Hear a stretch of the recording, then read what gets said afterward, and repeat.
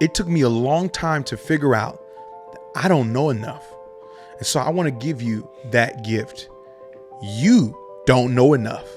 And so it's important to develop a growth mindset early on. And I want to tell you why you don't have one and how to develop one.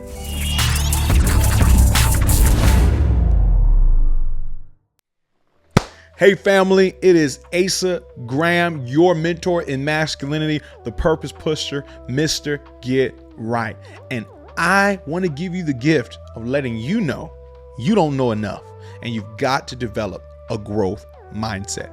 I want to teach you 5 ways how to do just that because it's important that you grow. But first, I would love for you to join a community of men that are working to grow, to become better, to get right every single day. You can join our free text group, our Discord. That link is in the description. We also have an inspirational Facebook group. You can join that, the Warriors Room. That's free as well. You can find that link in the description below. And I would love to personally get the chance to be able to mentor you. I have a mentorship, David's Army, available via Patreon, and you can find that link below. But first, hey, what are you doing? First, I need you to subscribe and give us a thumbs up. Hit that subscribe button if you haven't already. Give us a thumbs up so you can see everything that's going on. Make sure you hit that bell so that you can stay tuned in to everything that's going on right here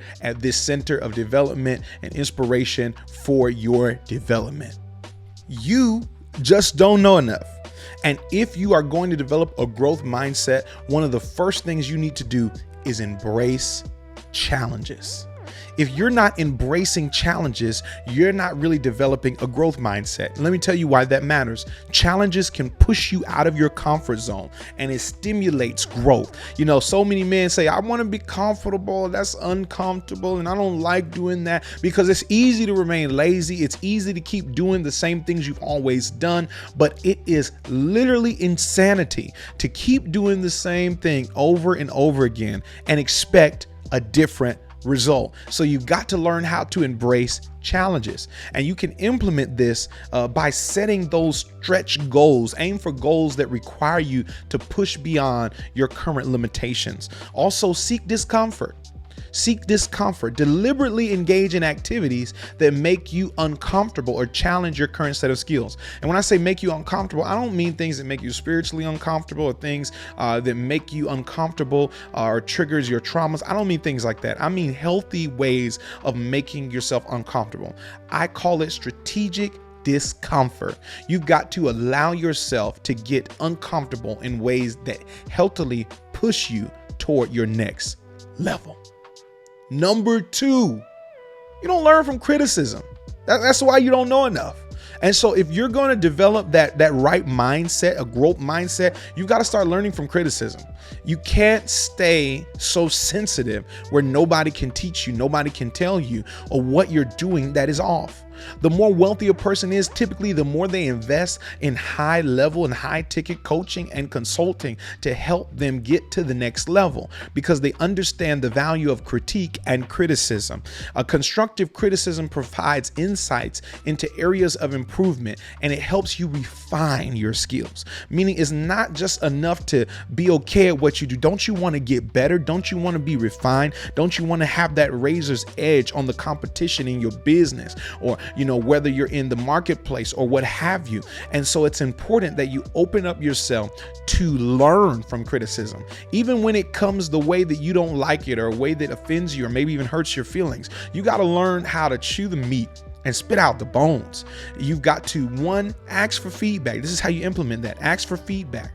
Proactively seek out feedback from peers, mentors, managers, and people that are more skillful than you. Also, practice active listening. Focus on understanding feedback rather than getting defensive and offended at what you've heard. And then reflect and adjust. Use the feedback to make informed changes to your approach or behavior, because this will cause you to grow tremendously. It will literally change the game for you. Number 3, adopt a lifelong learning attitude. If you don't know enough, it's because you don't have the mentality to say, I want to keep learning. You got to have a lifelong learner's attitude or mentality, because continuous learning, it fosters this adaptability, this flexibility that keeps you competitive in an ever-changing world. Things are difficult. Things are hard. The job market is getting more difficult no matter your experience.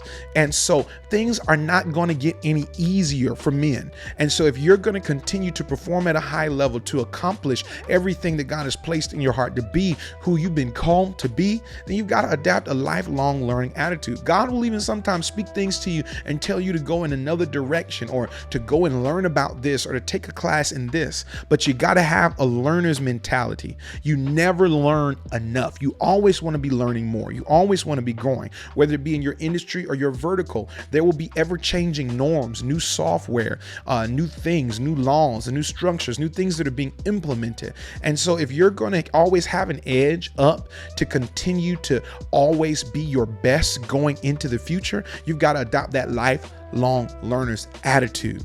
This involves devoting time to reading books, articles, papers, or topics that interest you or that are relevant to your career or your vocation that you work in. You can also take courses, enroll in online or in-person courses to learn these new skills or deepen existing skill sets or knowledge basis, and stay curious. Never stop wondering, never stop asking questions. And oftentimes your intelligence can be gauged by the quality of the questions you're willing to ask. So go deeper, go deeper. Number 4, focus on effort, not results.